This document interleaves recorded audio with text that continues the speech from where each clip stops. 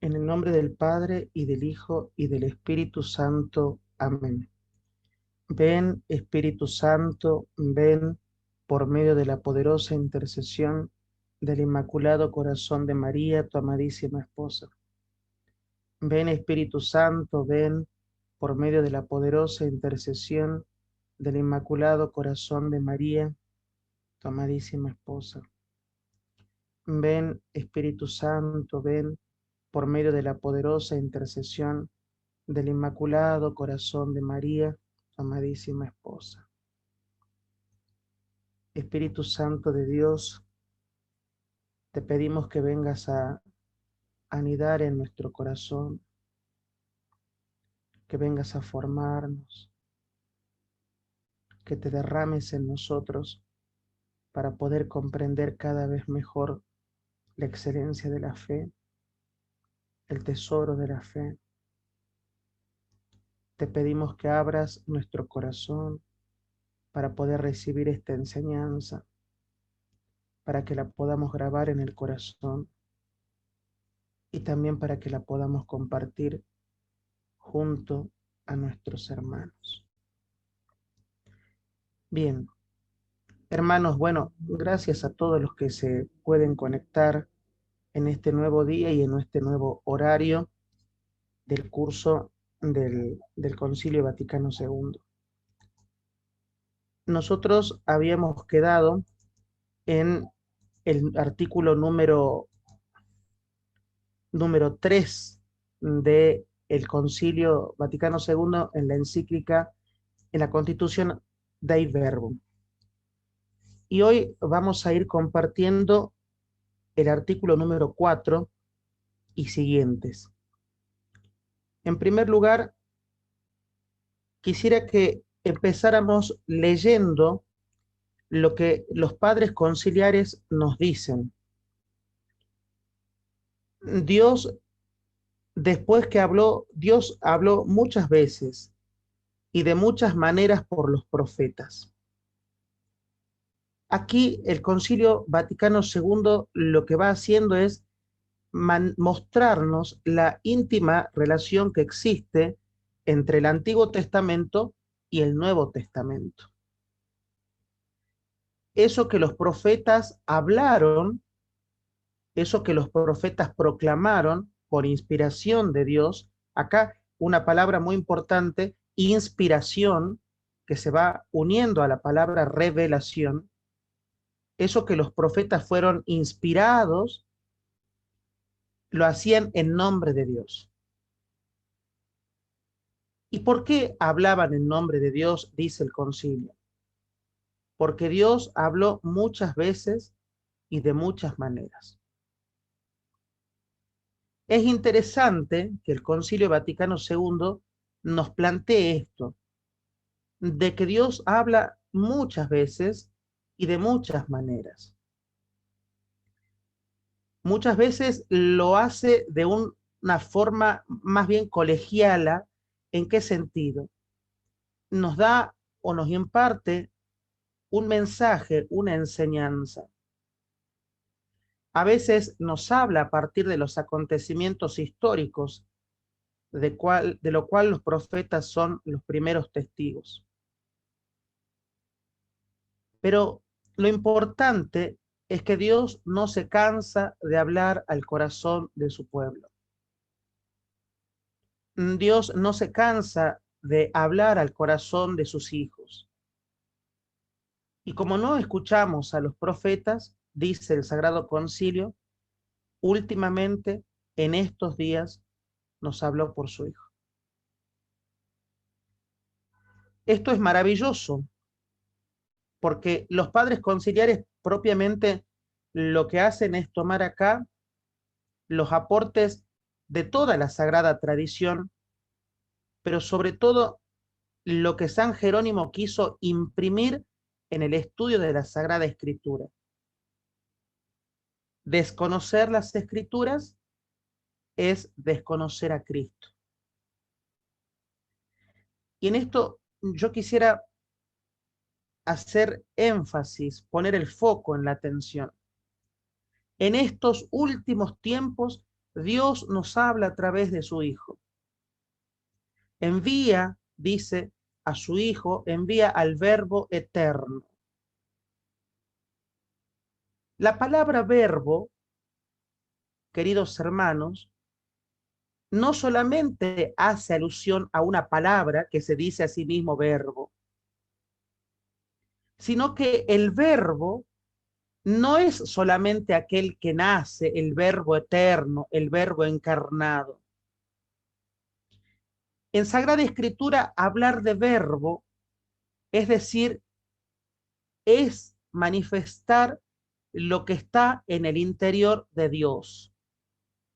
Es manifestar lo que está en el interior de la Trinidad. El decir de Dios. En esa pedagogía divina, el Verbo eterno ilumina a todos los hombres. Y el Padre envía al Verbo luz para que el Verbo viviera entre nosotros y nos manifestara los secretos de Dios, dice el concilio. Por eso, no hay mejor forma de conocer a Dios que conociendo lo que el Hijo, el Verbo, nos dice. No hay mejor forma de conocer la Trinidad que conocer los secretos más profundos, más hondos de la Trinidad, que escrutar, esta palabra me gusta mucho, que escrutar los designios de Dios en la Sagrada Escritura. Hermanos, es tanta la importancia que el concilio le da a la Sagrada Escritura que la pone en primer lugar como objeto de conocimiento de Dios. Segunda idea fuerza. La pone en primer lugar a la palabra como medio privilegiado para conocer a Dios, para conocer a este verbo hecho carne enviado a los hombres. Hombre en nuestra naturaleza humana, enviado a los hombres para no solamente humanizarnos, no solamente santificarnos, sino también para glorificarnos. Dice el concilio, habla palabras de Dios y lleva a cabo la obra de la salvación que el Padre le confió. Qué hermosas estas dos ideas. El verbo no habla cualquier palabra. El concilio dice con mucha vehemencia que ni siquiera habla sus propias palabras. Habla las palabras de Dios. Habla las palabras eternas. Y lo digamos en singular. Habla la palabra eterna. La palabra que trae salvación. La palabra que trae redención. Por eso esa palabra eterna es la palabra que el Padre le confía al Hijo como medio de salvación para cada uno de nosotros. Dice el concilio, Jesucristo que ve al Padre con su total presencia y manifestación, con palabras y obras, con señales y milagros, pero sobre todo con su muerte y resurrección de entre los muertos, nos envía el Espíritu de la verdad. ¿Qué quiere decir el concilio con esto? El concilio nos quiere decir aquí que toda la obra de la redención, tercera idea fuerza, toda la obra de la redención va muy de la mano de la obra de la revelación. La obra de la redención va muy de la mano de la obra de la revelación. El padecimiento de Jesucristo, su muerte en cruz, la manifestación con signos, con señales, con milagros, el envío del Espíritu Santo, son la prueba cabal de que el Padre sigue hablando a la humanidad. Y ya el concilio en el 62 se daba cuenta que la humanidad tiene, lo digo en actual, lo digo en el hoy, la humanidad tiene muchas veces los oídos cerrados a esta palabra eterna que es pronunciada. Una palabra que no es pronunciada solamente, va a decir el concilio, en la Sagrada Liturgia. Una palabra que incluso no es solamente proclamada en la iglesia, sino que es una palabra proclamada en la vida de los hombres, que completa, dice la revelación, y confirma con el testimonio divino que viene, que vive en Dios con nosotros. Retomando, esta palabra entonces viene a iluminarnos, viene a llenarnos del espíritu de la verdad, pero fundamentalmente viene a convocarnos, a invitarnos, a liberarnos de las tinieblas del pecado y que podamos resucitar a la vida eterna. La palabra eterna. El logos de Dios. Ese logos que se hace presente. El logos divino que nos habla ya desde la interioridad del Padre y que se manifiesta. Esto que estoy diciendo es lo que la Iglesia a lo largo de toda la tradición le ha puesto como nombre especialísimo economía de la salvación. En la teología, hablar de economía de la salvación es precisamente hablar de esto, hablar de un Padre eterno que nos habla palabras eternas en el Verbo eterno encarnado. Y ustedes dirán, ¿por qué este juego de palabras, decir varias veces eterno? Porque el Verbo estaba antes. El Verbo ya aleteaba sobre las aguas en la creación. Y ya desde ese momento podemos hablar de la economía de la salvación. Una economía que, si ustedes me permiten, como dice el concilio allí, tiene su centro en la alianza que Dios sella con los hombres. Una alianza que no pasará. En una alianza en la cual nosotros le decimos al Señor, Señor, nosotros somos tuyos y tú eres nuestro. Qué bonito esto.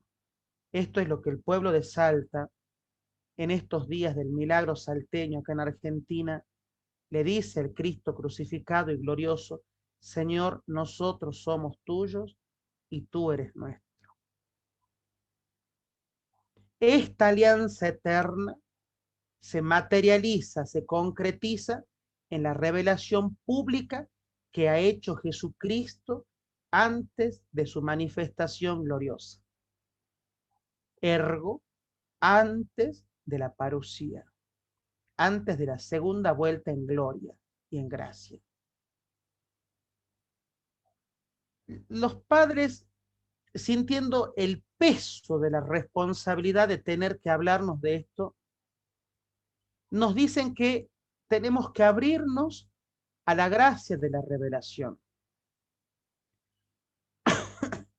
Y en este punto, si ustedes me preguntan por qué los padres conciliares han hecho tanto énfasis en esto, dice el numeral 5.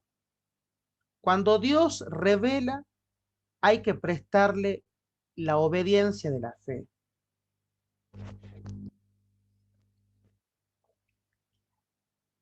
Esta cuestión de la obediencia de la fe me gusta encarnarla en una palabra que antecede. Cuando Dios se muestra, cuando Dios revela, tenemos que darle el obsequio de la fe, el obsequio obediente de la fe, como Abraham, cuando, cuando el Señor le pide el sacrificio de su hijo Isaac.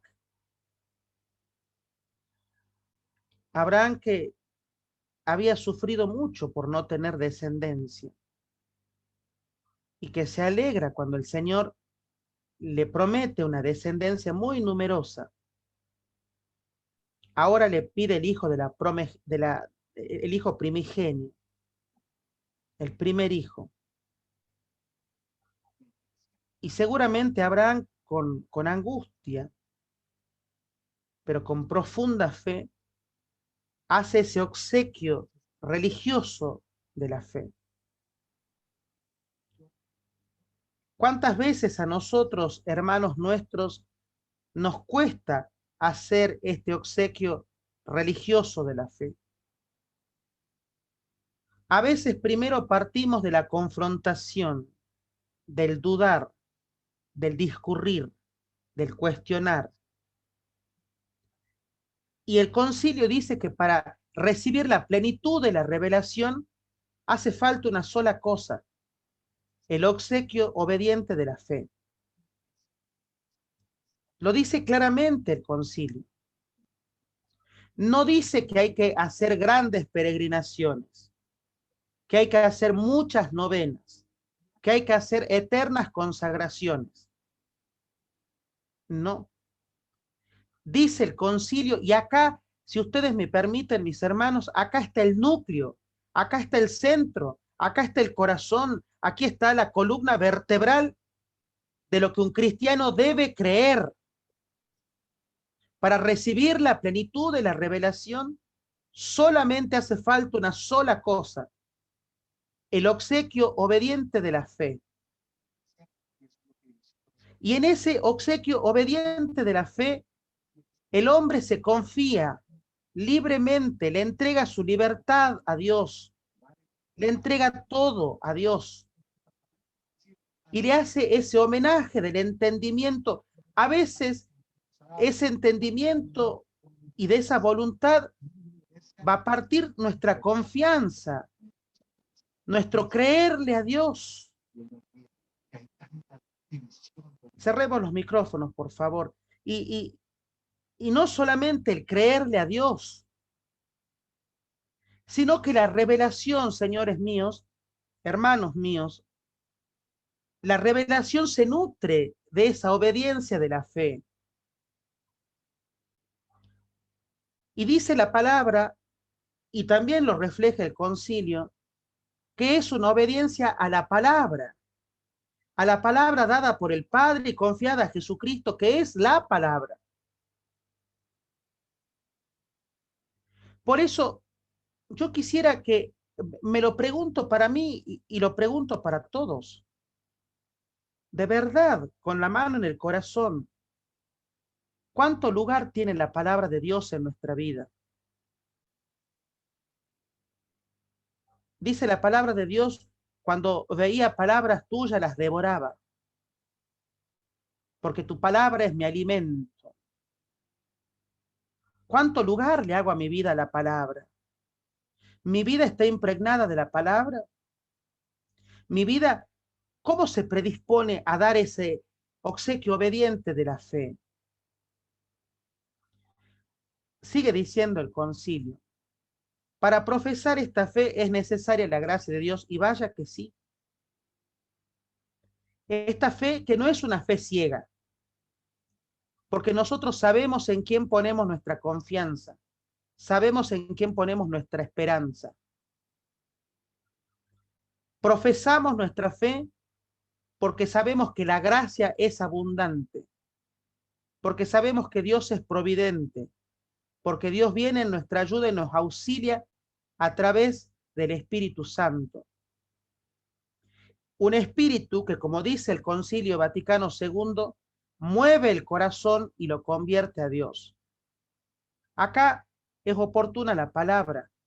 Hermano, ¿qué pasa? Que mi corazón no se convierte. Yo lo escuchaba ayer a Fray Francisco y lo comentaba con algún servidor de la academia. Qué cachetazo de Dios es lo que el hermano nos está compartiendo. Cachetazo de Dios en el sentido de decir dónde está la palabra. Ayer yo lo escuchaba al hermano y pensaba en esto, ¿no? Cuánto se conmueve mi corazón para ir en busca de la conversión. Cuánto hace la palabra en mi vida para abrir los ojos de mi mente, para que yo pueda aceptar, para que yo pueda creer, para que yo pueda creerle a Dios. Cuánto mi inteligencia también opera, movida por el Espíritu Santo para creer en la revelación divina. Y esto, hermanos, solo se logra pidiendo la gracia y realizando el obsequio de la fe. Sigamos. Mediante la revelación divina, dice el concilio, quiso Dios manifestarse a sí mismo. La palabra manifestarse viene derivada de una palabra mucho más grande que es la palabra misterio. Misterio no porque sea algo oculto, misterio no porque sea algo tenebroso, sino muy por el contrario, porque es algo lleno de mucha luz. Y entonces, si nosotros en este sentido lo pensamos, la revelación nos manifiesta la luz eterna de Dios, nos manifiesta la esencia de Dios. Una esencia, y esto lo digo ya en términos filosóficos, que nos sostiene en la existencia. Cuarta idea. La revelación contenida en la Sagrada Escritura nos manifiesta la esencia de Dios. Una esencia que nos sostiene en la existencia. Como diría Platón y Aristóteles, sobre todo Aristóteles, un motor increado que mueve a todo y que no puede y que nadie lo puede mover a sí mismo. Un motor eterno. ¿Por qué tomo los elementos de la filosofía? Porque la esencia de Dios que nos sostiene en nuestra existencia es aquella esencia divina. Escuchen bien esto que voy a decir. Es aquella esencia divina que nos va a marcar la voluntad de salvación de los hombres que tiene Dios. ¿Por qué nos sostienen la existencia? Para salvarnos. No tiene otro acometido, no tiene otro fin, solamente la salvación, nuestra salvación. Y escuchen bien, ¿no? No dije tu salvación, dije nuestra salvación, porque la Sagrada Escritura va a plantear la salvación de la humanidad. La salvación dice en plural, de los hombres, para comunicarles. ¿Por qué lo dice en plural y no en singular? Porque como lo dice el Papa emérito Benedicto XVI en Jesús de Nazaret, en su obra, cuando habla sobre la Sagrada Escritura, Benedicto XVI tan buenamente dice que la obra de la salvación barra de la revelación es siempre la comunidad cristiana. Confiesa el Santo Concilio que Dios, principio y fin de todas las cosas, puede ser conocido. Y esto lo leemos y le damos como una pasada así, mire, rapidita. A veces le pasamos como una plumereada a esto. Santo Tomás de Aquino, cuando nos hablas de las vías de acceso, ya no voy a hablar de Santo Tomás porque ya lo habla el padre Héctor, lo explicó Camilo también en Teología para los Laicos, lo ha explicado también el padre Hidalgo, bueno, varios sacerdotes lo han hecho ya. Dios puede ser conocido a través de dos medios, a través de la fe y a través de la luz natural de la razón. Ese Dios que puede ser conocido, dice ahí, por la luz natural de la razón humana, partiendo de las criaturas, ese Dios que quiere darse a conocer, qué bonito esto, Dios que quiere darse a conocer, que desea darse a conocer. Cuando uno lo piensa, esto es más que maravilloso. Es meternos en el kairos de Dios. es meternos en el sentir de Dios, en esa naturaleza divina que para muchos es inaccesible por la razón humana. Pero lo dice el concilio, no es inaccesible. Muy por el contrario, es accesible si yo presto el obsequio de la fe. Cuando yo pongo el obsequio de la fe primero, voy a poder conocer fácilmente a Dios. Miren las palabras que utiliza el concilio. Voy a poder conocerlo con certeza y sin ningún error. Nadie nos va a poder llevar a ningún error cuando mi vida está fundada en la palabra. Por eso, ese empeño que nosotros tenemos los cristianos por defender a veces revelaciones privadas, apariciones místicas, mensajes dados, si ese empeño nosotros lo pusiéramos en defender la palabra, en masticar la palabra, en rumiar la palabra, en devorar la palabra, en asimilar la palabra, perdonen que utilice tantos verbos, espero que se comprenda, en amar la palabra. Si ese empeño pusiéramos en amar más la palabra, tendríamos la certeza de que nuestra vida espiritual es de Dios, que somos hechos para Dios y de que con Él no vamos a encontrar ningún error, ningún error. Pero hay algo más todavía. ¿Cómo se transmite, dice el capítulo segundo, la revelación divina? Y la revelación divina,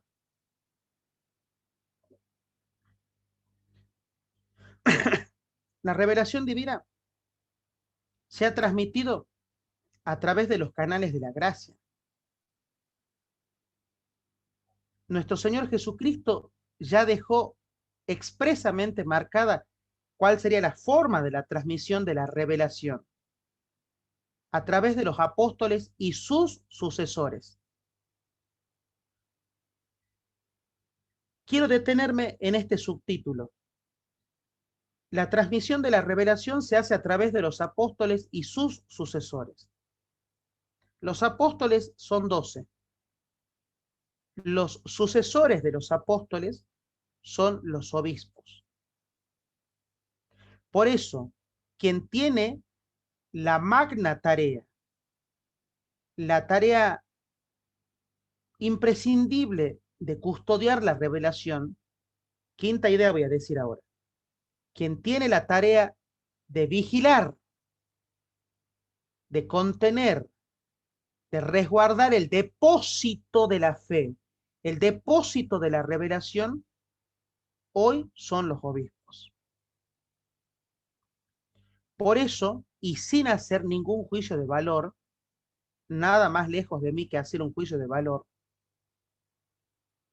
uno muchas veces se entristece cuando escucha a algunos obispos, porque no son todos, algunos obispos que muchas veces predican algo de la palabra y mucho de ellos. Hay un obispo, que no le estoy haciendo campaña política ni mucho menos, ¿no? Es el obispo de Colombia, el obispo de la arquidiócesis de Manizales, ¿no? En la pandemia yo seguía mucho las misas que ellos celebraban ahí en la arquidiócesis de Manizales, en Colombia. Monseñor José Luis. Monseñor José Luis empezó dando unas catequesis sobre la Sagrada Escritura. Y un día, en una de las catequesis que daba Monseñor José Luis Gómez, tenía que ser Gómez como yo, cuando Monseñor José Luis Gómez empezó hablando sobre este tema de la transmisión de la revelación en los sucesores, en los apóstoles, explicó qué significa la palabra heraldo. Y a mí me quedó muy marcado esto, porque tú y yo y todos nosotros, aunque no somos obispos, también somos guardianes de la palabra. ¿Y por qué no también heraldos del Evangelio? Yo sé que hay una congregación que se llama Heraldos del Evangelio, muchos deben seguir seguramente, pero no estoy hablando de esa congregación. Estoy hablando de la iglesia, que somos todos, que sos vos, que somos cada uno de nosotros, que somos heraldos del Evangelio.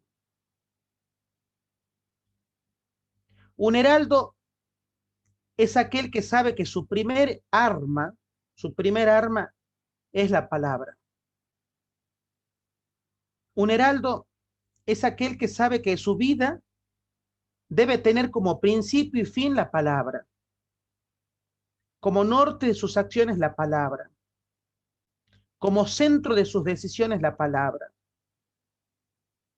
El heraldo del Evangelio es el vigía, aquel que está en la torre para avisar cuando viene alguien a conquistar el campamento.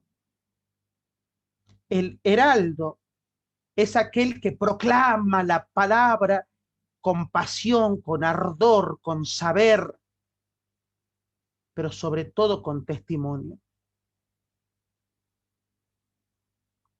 ¿Cómo no nos va a conmover la palabra de Dios, hermanos?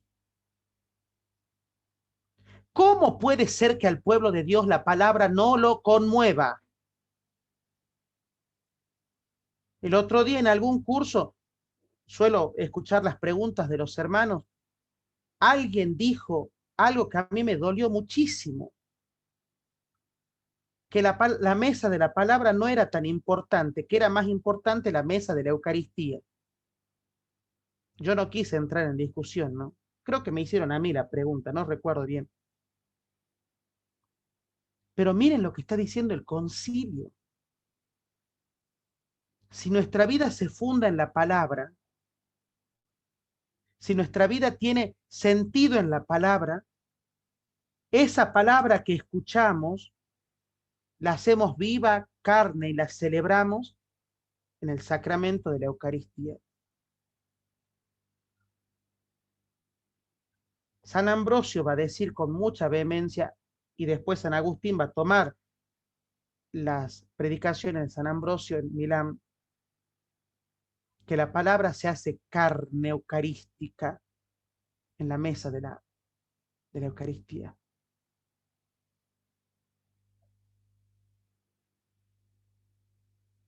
Y continúo.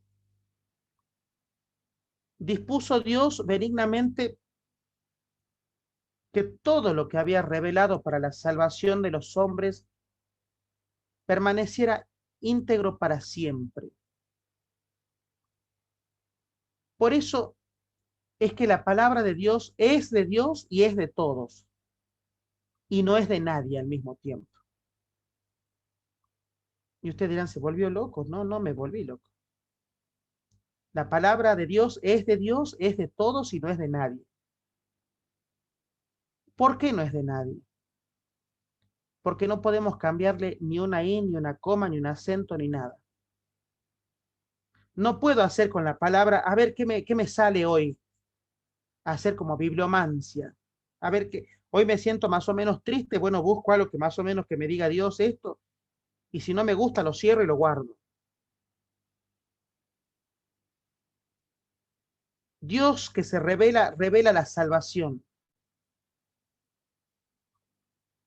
Pero para tomar el mensaje de la salvación, de la revelación de la salvación, tenemos que ser personas íntegras, personas que no escojan, no vamos a la góndola de la palabra. Escojo un salmo porque es bonito, escojo Lucas porque me gusta. Juan no lo entiendo muy mucho, lo dejo al costado. Las cartas de Pablo son muy exigentes, las dejo muy para allá. No vamos a la góndola de la palabra. Vamos a tomar el mensaje íntegro, porque esto, mis hermanos, es otra cosa que también lo dice el concilio. El plan de revelación de Dios es un plan progresivo, pero que está concatenado. Son eslabones progresivos de la revelación sagrada que Dios hace. y que fue transmitido a todas las generaciones. Este mensaje que a nosotros hoy nos debiera conmover es el mensaje que Dios ya le anunciaba al pueblo de Israel. Es el mensaje que Dios viene anunciando de generación en generación. Por eso Cristo, el Señor, en quien se consuma la revelación total, mandó a los apóstoles a que predicaran a todos los hombres el Evangelio. Y acá los padres conciliares nos dan la clave de la misión. Hermanos, la misión, ya sea la misión adyentes, o sea, fuera, en lugares alejados, o la misión que nosotros vivimos y compartimos en nuestra casa con nuestros seres queridos, la misión debe partir de la palabra, emana de la palabra y no de los planes pastorales. Perdonen que esto lo diga con mucha claridad. A veces nosotros hacemos grandes planes y vamos a ir y vamos a rezar esto y vamos a hacer aquello y vamos a hacer más allá y vamos a bailar y vamos a hacer un canto y vamos una obra de teatro, hacemos de todo. ¿Y la palabra? Oiga, ¿y la palabra para cuándo? Usted que dice ser evangelizador, ¿y cuándo la palabra? Usted que dice ser predicador, ¿y cuándo la palabra? ¿O se predica usted mismo? ¿O tiene ganas de un minuto de fama? ¿O es un showman? Oiga, ¿cuándo la palabra? ¿Cuándo la palabra va a ocupar el lugar central que tiene que ocupar? Porque solo la palabra trae salvación, no lo que yo piense, no lo que yo diga, no mi testimonio. Mi testimonio va a ser eficiente en tanto y en cuanto siempre conduzca la palabra, que tiene poder. Por eso es que Cristo es el que consuma la revelación total. Este verbo consume es un verbo que los padres conciliares lo debatieron mucho. Esta Sagrada Constitución demoró mucho en promulgarse porque había verbos que algunos padres conciliares no estuvieron de acuerdo. No quiero que entremos en polémicas, por favor. No perdamos el tiempo en polémicas. ¿Por qué digo que no estuvieron de acuerdo? Porque algunos padres conciliares querían que quede más claro todavía que la centralidad es de la palabra y no del que predica. Por eso cuando a mí alguien viene y me dice, ay, ¿sabe qué, hermano? Yo me voy a aquella misa, porque en aquella misa el padre predica más bonito que acá, habla más bonito. ¿Sabes qué consejo te daría yo, mi hermano y mi hermana? Andate a la misa donde el padre no predique nada.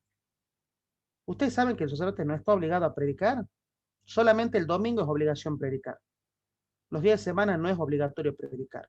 El sacerdote puede proclamar el evangelio y sentarse y hacer silencio para que le hable a él y hable a todos. Yo prefiero mil veces ir a la Eucaristía donde se proclama el evangelio y nos quedamos en silencio meditando la palabra, para que quede clarísimo que la palabra tiene la centralidad. Entonces, el concilio nos habla de la clave de la misión, predicar a todos los hombres el evangelio, comunicándoles, dice, los dones divinos. Y dentro de los dones divinos podemos poner la evangelización, la sanación, la restauración, el perdón, la confesión sacramental, la unción de los enfermos, la vida matrimonial en el caso del sacramento del matrimonio. Pero todo debe partir de la palabra. Este evangelio prometido antes por los profetas lo cumplió él. La palabra evangelio significa buena noticia. La palabra evangelio significa la liberación de Dios hoy. Por eso es que la cumplió Cristo el ungido. Y dice el concilio, y lo promulgó con su propia boca. ¡Qué maravilloso! ¡Qué maravilloso esto! Lo promulgó con su propia boca, lo dijo en el Didaché de Jesús. Habla la palabra, transmite vida, transmite salvación, transmite sanación, transmite liberación, transmite gracia. Habla esa palabra porque lo promulgó con su propia boca. Porque cuando sale la palabra de Dios, cuando Cristo habla su palabra, es palabra de verdad, palabra eterna, palabra que ordena, palabra que cumple, palabra que dice lo que hace y hace lo que dice. Por eso, mis hermanos, ¿cómo los apóstoles no van a ser heraldos, depositarios de semejante tesoro? Por eso en la predicación tenemos que predicar solo la palabra. Todo lo demás es añadidura.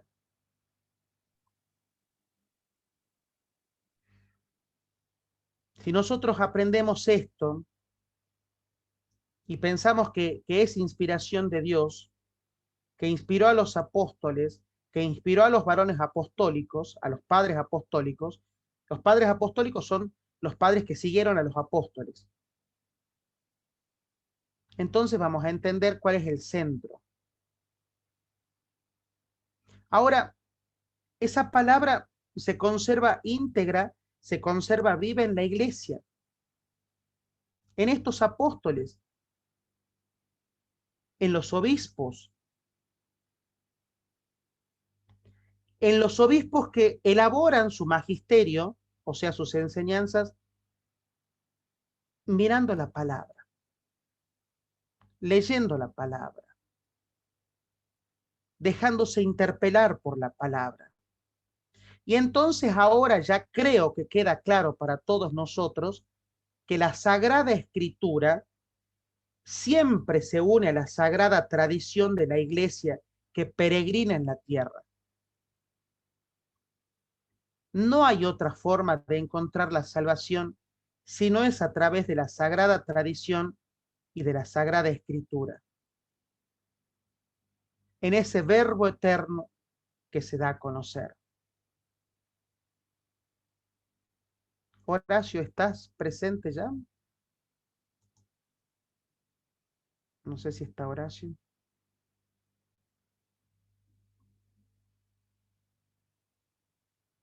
Bueno, quisiera,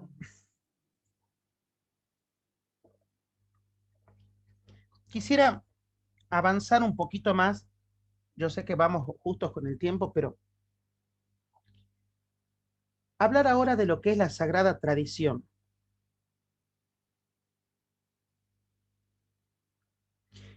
La sagrada tradición arranca el numeral 8 diciendo que parte de la predicación apostólica. Esta predicación apostólica que está expuesta, que está contenida en los libros canónicos de la Biblia. ¿Qué significan los libros canónicos? Son los libros que a partir del Vaticano I quedan dogmatizados como libros inspirados por Dios. Libros a los cuales la Iglesia mira con detenimiento y les presta la reverencia debida, porque son aquellos que contienen la palabra inspirada por Dios. Y son, como dice el concilio acá, en el numeral 8, aquellos que deben conservarse hasta el final de los tiempos.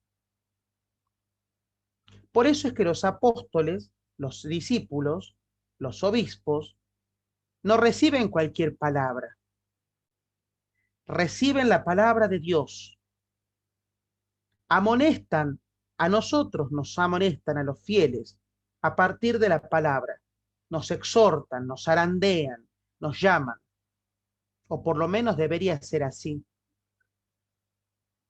Hermano, cuando vayas a la celebración de la Eucaristía, Y el sacerdote, aquel que predica, el catequista, en evangelización me refiero, ¿no? No te sacuda con la palabra, ese no es el lugar. Si no te mueve el piso, si no te mueve la estantería, si no te amonesta, si te deja cómodo, ese no es el lugar. Porque la palabra de Dios está para ser dicha. Se escribió para ser dicha, para ser proclamada. Por eso los apóstoles lo enseñan a tiempo y a destiempo. Y todo el magisterio, toda la tradición se encierra en esta palabra que es necesaria para el pueblo de Dios, para nosotros que somos el pueblo de Dios. Para nosotros que como pueblo de Dios tenemos que vivir santamente, aumentar nuestra fe, conocer más la doctrina, la vida cristiana, el culto cristiano. Y cuando nosotros desarrollamos todas estas cosas, evidentemente estamos poniendo en ejercicio la tradición de la iglesia. Bien, vamos a abrir el espacio de preguntas y respuestas para descansar un poquito la voz y también porque seguramente hay preguntas. Yo lo que les pido es que por favor sean preguntas breves, que me formulen brevemente la pregunta y que sean aludidas al tema, porque saben que tenemos después la lección divina. Bien, ¿quién arranca? Hola, buenas tardes. Yo soy Emma. Le voy a ayudar el día de hoy. Hermanito Leandro. Hermanita Gilda, ¿gusta abrir su micrófono, por favor? Buenas noches con todos los oyentes. ¿Me puede hacer entender en la gracia de Dios cuál es la diferencia entre la honestidad y ser íntegros hacia la palabra de Dios? Gracias. Bien. A ver, esto es materia de teología moral, pero bueno, la honestidad parte más bien de una virtud ética, de una virtud cardinal. Es una virtud cardinal. No es de las primeras, pero es una virtud cardinal. Y parte de una virtud ética que uno racionaliza y que después la va a operar en cuanto a la moral. En cambio, la obediencia de la fe no parte del sujeto como la anterior, sino que es una gracia que se pide, que se consigue en tanto y en cuanto yo la pido a Dios, con todo el alma y con todo el corazón, pero que Dios la da. Y la da para que yo avance en el camino de la fe. Y usted puede preguntar allí, ¿y cómo yo ya sé cuándo tengo esa gracia, esa virtud de la obediencia de la fe? Y bueno, yo no le puedo decir cuándo ya sí, cuándo ya no. Lo que le puedo decir es que la vida en el espíritu, la vida espiritual, nos va a ir haciendo saborear esa obediencia a la fe, porque le vamos a ir encontrando otro gusto y nos vamos a ir enamorando cada vez más de semejante misterio. Gracias. ¿Alguien más que guste preguntar algo?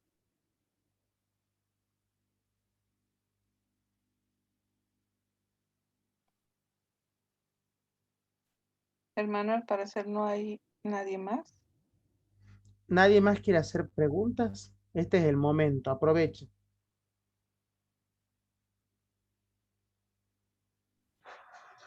Buenas tardes. Disculpe, es que no encontré la opción para levantar la mano. ¿Está bien? ¿Está bien? Disculpe. Una pregunta. Estaba hablando aquí en el concilio o nos estaba comentando que el espíritu tiene que estar como de alguna manera animoso a la palabra de Dios. Entonces mi pregunta es, cuando la persona no siente, o sea, no necesariamente debe de sentir ese ánimo, ¿verdad? Porque si no estaríamos cayendo como en una, o sea, no es tampoco lo correcto, sino más bien mi pregunta es si la persona al escuchar la palabra de Dios, como se decía, no le hace nada a la persona, o sea, se queda así como está, no hay un cambio interno. ¿Qué se puede hacer ahí? O sea, la persona tiene que hacer más oración A ver, o qué podría hacer. la pregunta concreta, ¿cuál sería? Porque hay varios puntos ahí, pero ¿cuál sería la pregunta concreta? ¿Qué hacer si la persona no siente esa animosidad en el espíritu al escuchar la palabra de Dios?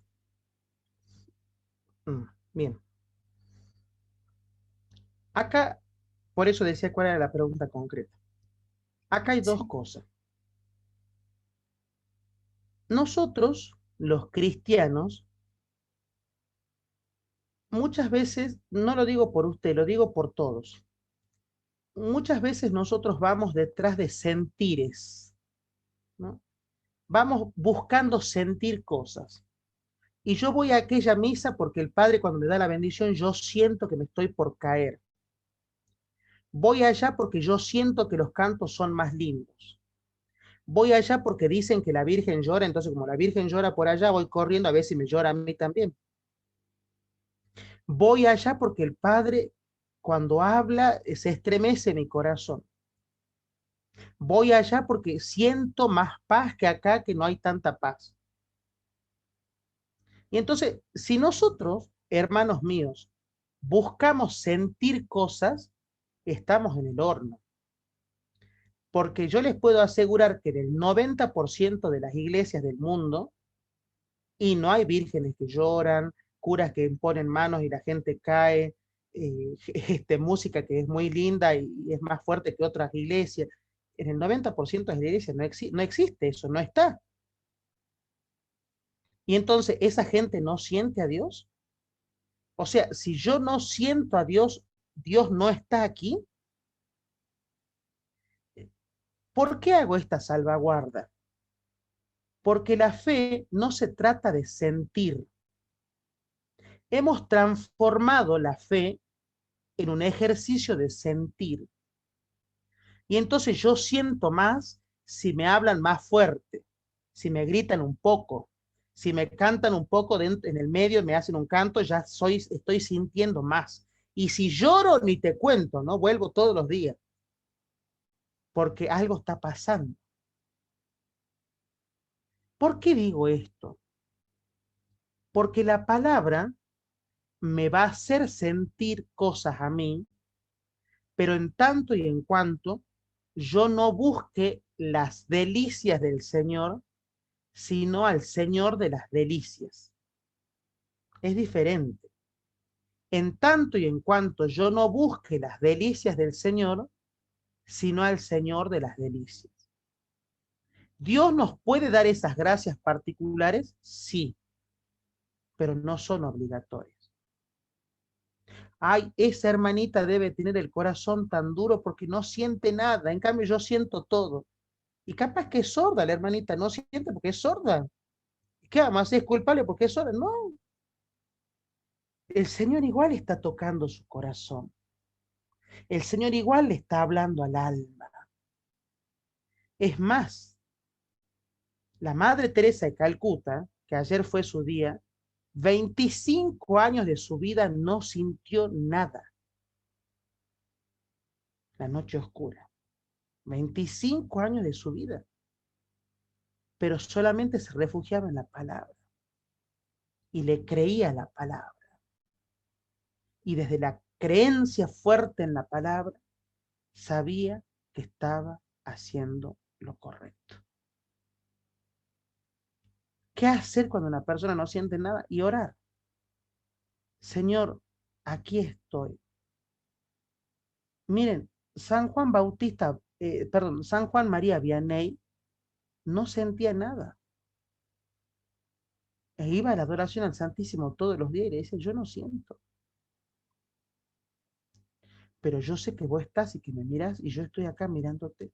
Punto. Y hacía la mejor adoración de la vida. Lo miraba y él lo miraba.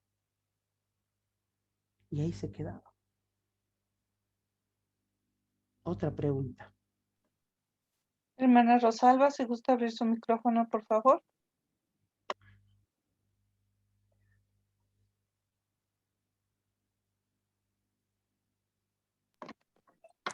Sí, buenas noches, hermano.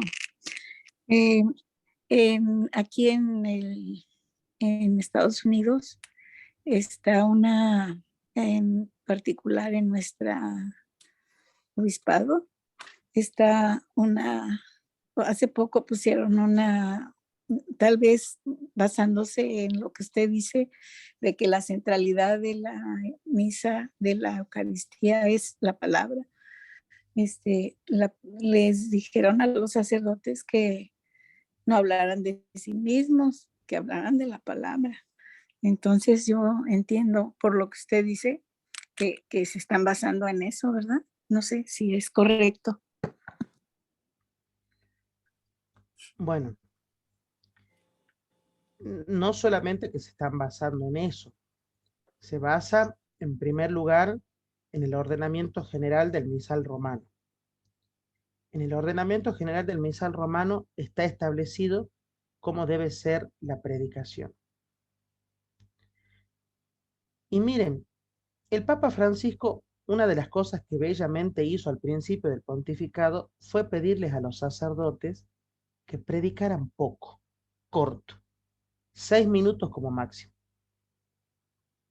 Porque el Papa Francisco, la Iglesia en realidad, tiene clara conciencia de que uno puede prestar atención 6 minutos, 10 minutos como mucho. Después de los 10 minutos uno ya empieza a divagar, empieza a ver los cuadros, los colores, las luces, las flores, y se va, y ni se acuerda de qué está hablando.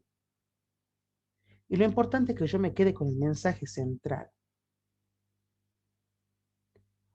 Ahora, si usted me permite profundizar en la respuesta,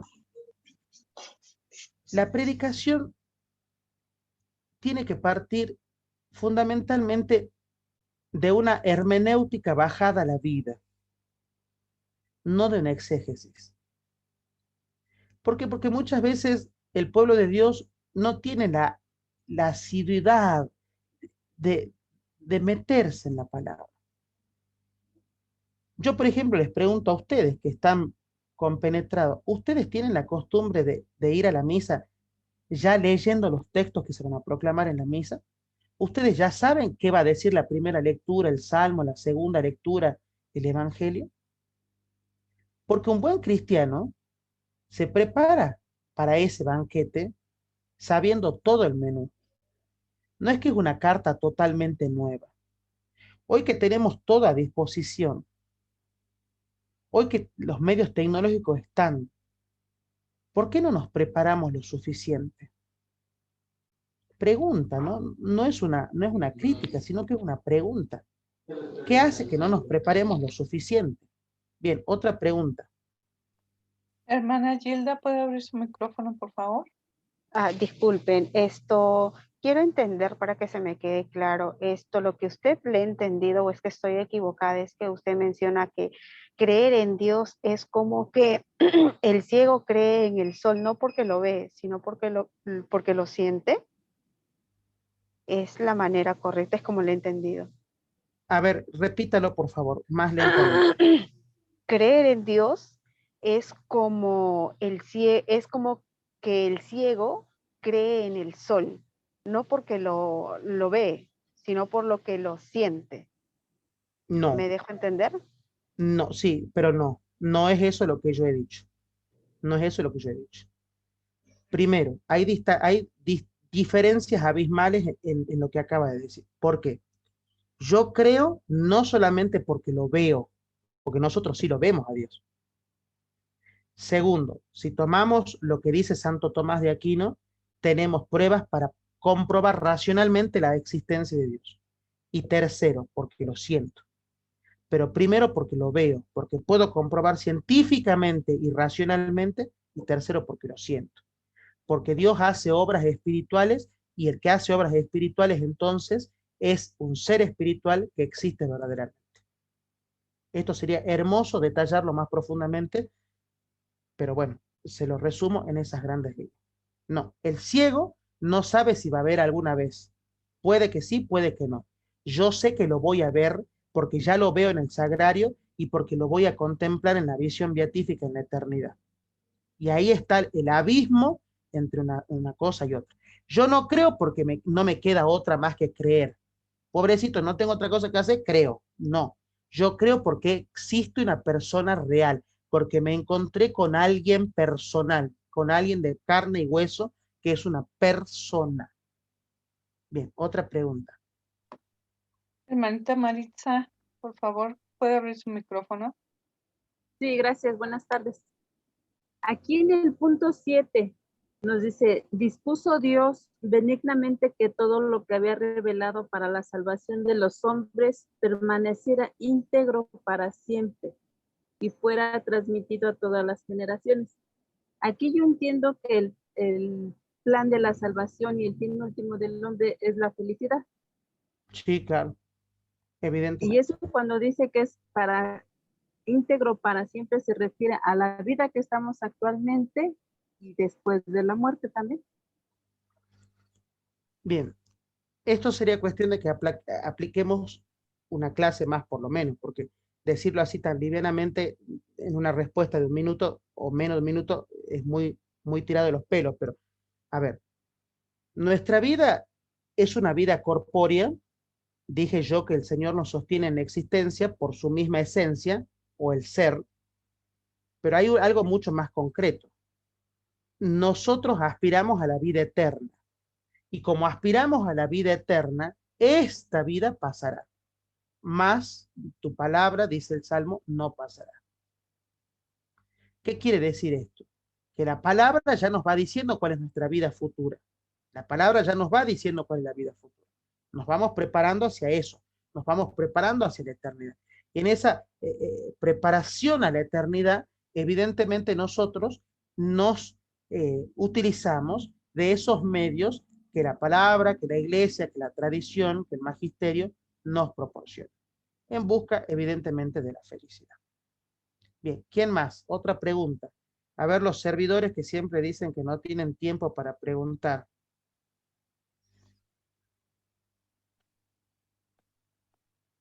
¿No hay servidores? En la misa tradicional, por lo regular el padre siempre lee el evangelio y se queda callado, ¿verdad? ¿En qué misa tradicional? Estaba yo yendo a una fraternidad que se llama Benedictos, que hacen la misa tradicional. ¿Qué entiende usted por misa tradicional? Porque yo voy a la misa tradicional también. Ok. Aquí es donde el sacerdote da la espalda al pueblo y se pone de frente Imaginen, al, me imaginé. al- Bueno, yo sugiero ir a la primera clase que di del concilio. Está en el canal de YouTube, ahí expliqué todo. No voy a repetir todo lo que ya dije, porque ya hablé largo y tendido allí, ¿no es cierto? Yo sugiero ir a esa primera clase, retomar la clase, y ahí está todo lo que usted está preguntando, está todo explicado allí. Pero todos vamos a la misa tradicional, porque la misa tradicional y más con la última, eh, el último moto propio del Papa Francisco, la tradición es el rito latino que celebramos todos. Esa es la tradición. El rito extraordinario de Juan 23 es extraordinario y hay que pedir permiso. Y resumo con dos palabras. El sacerdote no le da la espalda al pueblo. El sacerdote celebra de cara al misterio, porque el centro no es el pueblo, sino el misterio. Y ahí cambia mucho, ¿no? Porque cuando yo digo, es más, en la misa nuestra, en la misa del rito occidental, el centro también es el misterio. El altar es el centro. Por eso a veces cuando llenamos el altar de cosas, que el librito, que el libro de las intenciones, que las velas, que la cruz, que las flores, que el agua para el padre, que los regalitos para el cumpleañero y una guitarra por si las dudas y el micrófono, llena, parece un almacén, ¿no? Hay de todo ahí. Acá tiene nada, no tiene que haber nada. La liturgia dice que ni siquiera tendrían que estar las velas, porque ¿saben por qué había velas? ¿Por qué se ponen velas en el altar? Porque antes no había la luz eléctrica, entonces había que iluminar de alguna forma. Por eso se pusieron velas. Después se fue espiritualizando la vela y se dice que es la presencia de Cristo. Evidentemente es así. Pero Dios no se enoja si hay una vela, hay dos, hay tres, hay cuatro, hay siete. Cuando celebra el obispo sí se pide que haya siete, porque son los 7 dones del Espíritu Santo, los 7 sacramentos. Pero las velas y las flores tendrían que estar al costado del altar, no en el altar. El altar solamente tiene que estar revestido con el mantel blanco y ni siquiera el micrófono y el misal, ni siquiera. ¿Cuándo debe ir el misal y el micrófono al altar? En el ofertorio antes de la oración sobre las ofrendas. Y si se va a usar incienso, después que se presentaron las ofrendas, cuando se incensó las ofrendas, recién se pone el micrófono y el misal. Y los fieles, ningún fiel tiene que estar atrás del sacerdote. Los fieles tenemos que estar siempre del altar para adelante. Y eso de que están a los costados, que a los costados es una galería, llamo yo, pasan de acá para allá, de acá y pasan y recontra mil pasan, a mí me vuelve loco, porque yo digo, está el Señor ahí y pasamos como si fuera que estamos en el shopping. Ustedes saben, miren, yo me estoy tomando, Mariela está contenta porque nos estamos tomando tiempo para responder a las preguntas, ¿no? Ella me reta, tengan cuidado que me reta. Ustedes saben que cuando el Santísimo está expuesto, nosotros tenemos que doblar las 2 rodillas si vamos a pasar delante del Santísimo Sacramento. Tenemos que doblar las 2 rodillas, agachar la cabeza delante de la custodia expuesta solemnemente y recién pasar. Y yo veo que pasan y repasan y hacen un coso así que no sé qué es, me vuelvo loco yo. Fue un garabato ahí que no sé ni qué es. La señal de la cruz tiene que ser bien hecha. Y si yo voy a pasar cerca, pero no por el frente, una genuflexión. Y la genuflexión tiene que ser las rodillas bien al piso. Y usted, yo soy muy viejito, muy viejita. Bueno, escúchame, si vos sos muy viejito o viejita, bueno, quédate paradito, no te sentes en la consagración. Porque molestas al que está arrodillado, que sí quiere ver, te sentás, le tapas todo y encima te sentás. Y frente al misterio te está parado, o de rodillas. Pero bueno, yo no quiero entrar en más polémica y generar más polémicas, porque no me hagan preguntas de liturgia. Yo no soy el liturgo. Bueno, sí soy liturgo, pero no estoy dando liturgia acá en la academia. No hagan preguntas de liturgia. ¿Qué otra pregunta hay? Hermanita Mari Campos, por favor, ¿puede abrir su micrófono?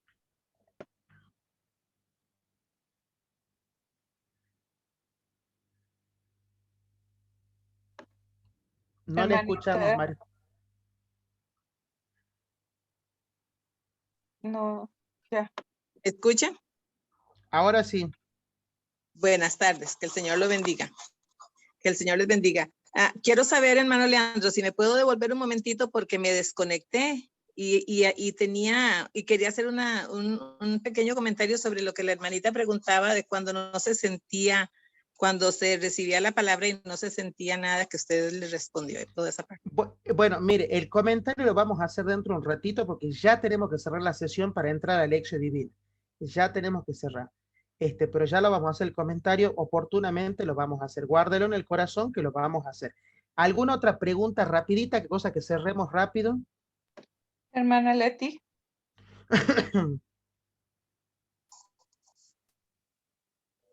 Sí, hermano Eduardo, vos no Leandro. tenés nada que preguntar, Sí. Eduardo. Eduardo, Soy la hermana querido. Leti. Hola. Por el A ver, momento Leticia. nada, hermano. Leticia. Sí. Vamos, Leticia, rapidito. Sí, gracias, hermano Leandro. Bueno. Es con respecto al al sentir